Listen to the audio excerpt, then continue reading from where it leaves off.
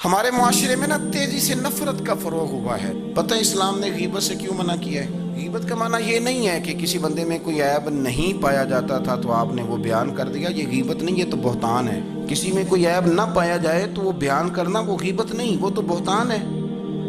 غیبت کی تفصیل یہ ہے، تشریح یہ ہے، غیبت کی تعریف یہ ہے کہ کسی میں کوئی عیب پایا جاتا تھا، آپ نے وہ اس کی غیر موجودگی میں ڈسکس کیا تو اس کا نام غیبت ہے۔ وہ عیب تھا، آپ سچ ہی بول رہے تھے، آپ ٹھیک کہہ رہے تھے، وہ عیب واقعی تھا، پر اسلام اس کو پسند نہیں کرتا۔ اسلام کہتا ہے کہ اگر تو سمجھتا تھا یہ عیب ہے تو جا کے اس کی تبلیغ کر، اس کو بتا، اس کو کہہ میاں یہ غلطی چھوڑ دے، تو نے ڈسکس کیوں کیا؟ آپ کسی شخص کے پاس بیٹھیں اور کسی دوسرے آدمی کی تعریف کریں، آپ کہیں کہ بڑا اچھا ہے، بڑا بامروت ہے، مہمان نواز ہے، با اخلاق ہے، وعدے کو وفا کرنے والا ہے، دیانتدار ہے، سچ بولتا ہے، آپ تعریفیں کریں۔ آپ کسی کے سامنے تعریف کریں گے نا تو بندہ کہے گا یار کسی دن ملاقات تو کرا، اور جب وہ ملے گا تو اس کی آنکھوں کے اندر ایک خاص کشش ہوگی، پیار ہوگا، ملنے کو جی چاہے گا، ایک خاص راحت ہوگی۔ یہ کب ہوگا؟ جب آپ نے کسی کی تعریف کر دی۔ لیکن اگر آپ کسی کی غیبت کریں گے، کسی کے بارے میں کہیں گے بڑا غلط ہے جی، لوٹ لیتا ہے جی، چور ہے جی، فاسق ہے جی، تو بندہ اگر کبھی مل بھی گیا تو اس سے سلام لینے کو دل، ہم نے پتہ کیا کیا، تیزی سے فروغ پایا ہے ہمارے ہاں نفرت کا ماحول۔ آپ کھول لیں، کوئی یوٹیوب کھول لیں، کوئی ایسا چینل کھول لیں، بس لڑائی ہے، فلانا فلانے سے لڑ رہا ہے، فلانا۔ مذہبی لوگوں کی میں منت کرتا ہوں کہ خدا را دین کو اس طرح کا ماحول تو نہ آپ دیں کہ لوگ کہیں کہ ان میں کوئی شے ہی نہیں، فلانا فلانے کا جواب دے رہا ہے، فلانا فلانے کا، اور بازاری زبان استعمال کی جا رہی ہے۔ اور ٹھیک ہے، مسلمات جو طے تھے لوگوں نے تو ان کو بھی چھیڑنا شروع کر دیا، اور تضحیق کی جاتی ہے، لفظ اس طرح کے اختیار کیے جاتے ہیں جو ویسے ہی وزادار آدمی بولنا پسند نہیں کرتے۔ کیا آپ اپنی شکل دکھا رہے ہیں کفر کو کہ یہاں نفرت ہی نفرت ہے، اور وہ باتیں جن کو بالکل چھیڑنا نہیں چاہیے تھا ان پر بھی آپ کلام کرتے ہیں۔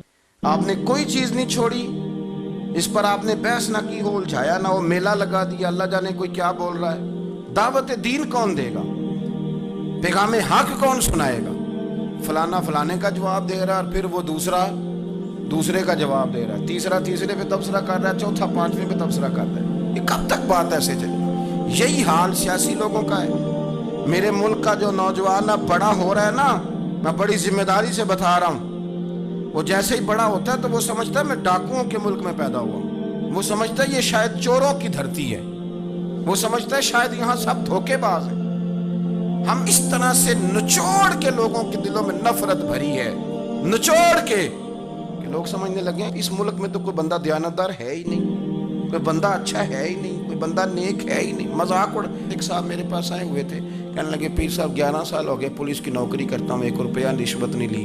وہ چلا گیا، میں نے اسے تھپکی دی تو وہ نکلا ہے، تو ایک بندہ کہنے لگا سب انہیں جو ہوتے نہیں نہ سکتا۔ میں نے کہا یار تو منشی ہے اللہ کی رحمت کا، یہ میرے رسول اللہ کا دین ہے اور قیامت تک لوگ اس پر عمل کریں گے۔ اس نے 11 سال کا ہے، وہ 40 سال بھی کہتا تو میں ماننے کو تیار ہوں۔ کیوں کچھی باتیں کرتے ہیں؟ آپ نے تو تباہی کر دی، کوئی بندہ ٹھیک نہیں بچا۔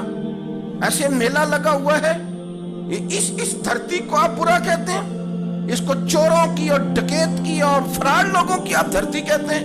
یہ وہ دھرتی ہے جس نے داتا گنج بخش علی حجویری جیسے لوگ رکھے ہوئے ہیں، یہ وہ دھرتی ہے جہاں بابا فرید جیسے لوگ بستے ہیں۔ کیا بات کرتے ہیں صاحب، یہ اتنے بزرگ ترین لوگ یہاں بستے ہیں اور آپ کیا بات کرتے ہیں؟ دیکھیں، میں بالکل ہی غیر سیاسی اور غیر جانبدار رہتا ہوں ملکی معاملات میں، لیکن جس شخص نے پاکستان کو ایٹمی قوت بنانے کے لیے، اب تو بڑی عمارت ہو گئی ہے، غربت میں جس بندے نے کام شروع کیا تھا کہ ایٹمی طاقت بن جائے، اس نے کوئی کام کیا کہ نہیں کیا؟ آپ کو پاورفل بنایا کہ نہیں بنایا؟ کبھی تبصرہ ہوتا ہے اس پر بھی؟ ہمیں لاکھ اختلاف صحیح، ہم بھی بات کرتے ہیں مخالفت میں، لیکن تباہی نہیں اتار دی ہم نے، توہین کر کے، نفرت پھیلا کے۔ اس سے پہلے جو حکومت گئی، ایسا نہیں ہے کہ انہوں نے کوئی کام بھی ایسا نہیں جو اچھا نہ کیا ہو، ایسا نہیں ہے۔ میں ملک بھر میں سفر کرتا رہتا ہوں، میں دیکھتا ہوں بہت ساری جگہیں ایسی ہیں، بہت سارے دیہات ایسے ہیں جس میں بڑے بڑے شاندار روڈ بنائے گئے، کام کیا گیا۔ ان کی 99 خامیاں اپنی جگہ پر، خوبی کا بھی تو ذکر کریں۔ یہی حال اس گورنمنٹ کا ہو رہا ہے، लाठ लेके लोग हैं, ये भी गंदा वो भी गंदा। आप किस तरह की बात कर रहे हैं? आपने तो मुल्क को ये नाम दे दिया है कि यहाँ कोई अच्छा इंसान बसता ही नहीं। मौलवी हैं तो सारे बुरे हैं, पीर हैं तो सारे बुरे हैं। क्या बात करते हैं साहब, ये मेरे रसूलुल्लाह की कौम है, ये नबी पाक की उम्मत है, और हुजूर ने फरमाया मेरी उम्मत कभी गुमराही पर जमा नहीं होगी।